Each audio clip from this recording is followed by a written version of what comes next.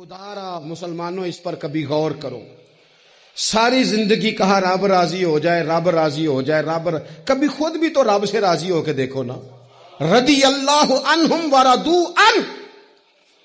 اللہ نے مومن کی شان یہ بیان کی ہے کہ اس سے اللہ راضی ہوتا ہے اور وہ اپنے اللہ سے راضی ہوتا ہے. صحابہ سے اللہ راضی تھا اور صحابہ بھی اپنے اللہ سے.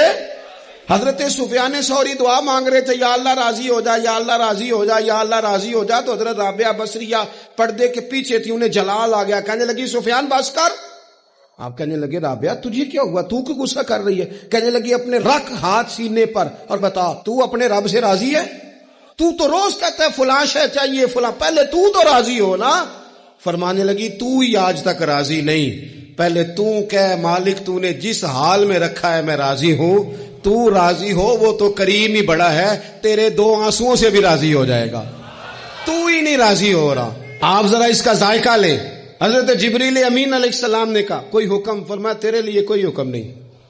تو حضرت جبریل عرض کرتے ہیں، حضرت جبریل عرض کرتے ہیں پھر اے خلیل آپ رب سے ہی عرض کر لیں، دعا کر لیں، وہ تو کریم ہے، ابھی بارش برسائے گا، یہ آگ گئی، کوئی انتظام فرما کریں دعا. کبھی تو راضی رہے نا ہم رب کی تقسیم پر، کبھی تو ٹھہرے نا کہ ٹھیک ہے دکھ قبول محمد بخشا، اوے راضی رہن پیارے. او کبھی تو کہے نا کہ جے سونا ہی میرے دکھ وچ راضی، پھر میں سکھ نو چلے ڈاواں. کبھی تو کہے نا اگر اس نے بیمار کیا تو قبول ہے مجھے بیماری، اگر اس نے غریبی دی ہے تو قبول ہے، اگر نہیں اس نے اولاد دی تو قبول ہے. کبھی تو راضی ہونا. حضرت ابراہیم سے جناب جبریل نے کہا اللہ سے ہی دعا کر لیں. تو پلٹ کے دیکھا حضرت خلیل نے، ان کو منجنیق میں رکھا گیا ہے، آگ میں ڈالے جا رہے ہیں، اللہ سے دعا کر لیں. تو پلٹ کے دیکھا سامنے آگ ہے، آسمان سے باتیں کر رہی ہے. حضرت ابراہیم پلٹ کے کہنے لگے جبریل تو بتا، رب کو پتہ نہیں اس کا خلیل کس حال میں ہے؟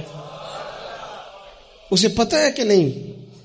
تو حضرت جبریل ہر پیغمبر کی بارگاہ میں حاضر ہونے والے عرض کرنے لگے ہاں اسے تو پتہ ہے. کہنے لگے جا پھر، اگر رب کی رضا یہ ہے نا کہ خلیل آگ میں جائے تو خلیل پورا تیار ہے جانے کے لیے.